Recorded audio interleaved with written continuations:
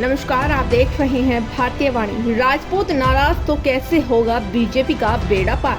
भाजपा के खिलाफ बड़ी महापंचायत में लिया गया ये फैसला। भाजपा का बड़ा वोट बैंक माने जाने वाला क्षत्रिय समाज अब सरकार के खिलाफ हो गया है।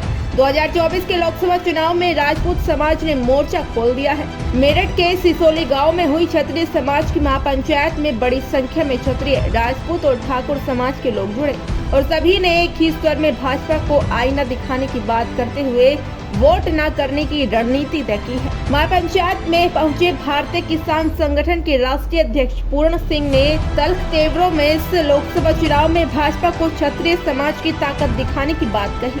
उन्होंने कहा कि क्षत्रिय समाज लगातार भाजपा के साथ कंधे से कंधा मिलाकर चला है, लेकिन भाजपा के नेताओं ने उनके समाज के महापुरुषों का अपमान करने का काम किया है। पूर्ण सिंह ने साफ कह दिया कि जो भाजपा को हराएगा क्षत्रिय समाज उसके साथ है। राजपूत समाज के युवाओं, बुजुर्गों और हर आयु के लोगों में भाजपा के खिलाफ उत्साह नजर आया। लिहाजा ये साफ हो गया है कि इस लोकसभा चुनाव में क्षत्रिय समाज का विरोध भाजपा पर भारी पड़ सकता है। वहीं अब 16 अप्रैल को सरधना के खेड़ा गांव में बड़ी पंचायत होने जा रही है, जिसमें बड़ी संख्या में क्षत्रिय, राजपूत और ठाकुर समाज के लोग जुड़ेंगे और भाजपा के खिलाफ अपना विरोध दर्ज कराएंगे। ब्यूरो रिपोर्ट, भारतीय वाणी। इस समय हमें चुनावी पार्टियों में हम लोग लग जाते थे, झंडे उठाना, नारे मारना, दरी बिछाना, लेकिन आज ये क्षत्रिय समाज जगह जगह जनपदों में पंचायतें कर रहा। ये वो समाज जिसने सत्ताधारी पार्टी को अपने खून पसीने से सींच के यहां तक पहुंचाया, जो आज ये 400 पार और 500 पार के सपने देख रहे हैं, वो क्षत्रिय समाज की बदौलत देख रहे हैं, नहीं तो और किसी में दम नहीं था। लेकिन हो क्या रहा, पूरे देश में क्षत्रिय समाज का उत्पीड़न किसी से नहीं छुपा।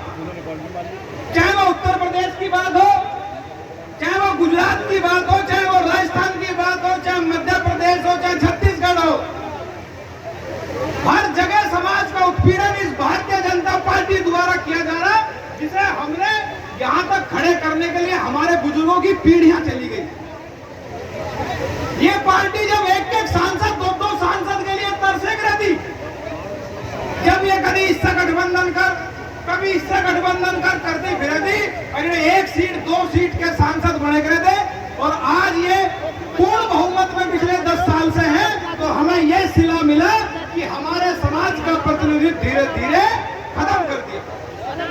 काम कर रहे बाबा जी, आप सबने सारे वक्तव्य पहले भी सुन रखे हैं, आप सबके मोबाइलों में सब सूचनाएं जारी हैं। भाई बदलाव का समय है। जो पीछे क्षत्रिय समाज के पास एक नौकरी हुआ करती थी और क्षत्रिय समाज कफन बांधकर सरहद पर लड़ने का काम किया करता था, लेकिन इस सरकार के द्वारा अग्निवीर योजना के तहत इस युवा को बेरोजगार करके और 4 साल का एक रोजगार बना के बहुत छोटे से में छोड़ दिया गया। जब तक ये सरकार उखड़ कर नहीं फेंक देते, तब तक अपने जोश ऐसे ही बरकरार रखना साथियों।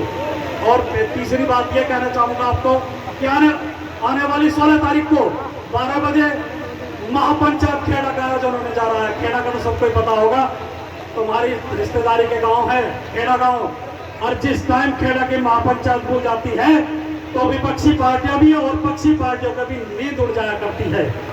आज मैं आपको यही कहना चाहूंगा कि इतनी बड़ी संख्या में पहुंचना कि वहां जाने से पहले सरकार की चूल हिल जाए। इन्हीं शब्दों के साथ मुंबई से और जो मेरठ के कार्यकर्ता भाजपा के हैं, ये दरी बिछाओ, नारे मारो उसके। सोचने की जरूरत है। यहाँ जितने आदमी बैठे हैं, किसी का टिकट नहीं कटा, ना ये मांग रहे थे, ना इनका जुगाड़ लड़ने का। जो भी सच्चाई है, जंग भी नहीं है हमारा किसी का चुनाव ना लड़ने। पर जो समाज के बड़े नेता, जो हमारे समाज के लोग टिकट की दावेदारी में रहे, उन्हें इस तरीके से दरकिनार कर दिया जाए जैसे समाज ही ना वोट ही ना देता हूं। क्षत्रिय समाज के गांवों में जो अन्य समाज भी हैं, चाहे वो कश्यप समाज हो, जो इस क्षेत्र में बताते हैं कि जाट लाइट है, क्षेत्र जो है खातून लैंड है, जाट लैंड नहीं है। दो आदमियों के घमंड हो गया है जो दिल्ली में बैठे हैं। मैं आप सभी जानते होंगे, दो आदमी बैठे हुए दिल्ली में जो निर्णय लेते हैं। अभी हमारे छोटे भाई ने बताया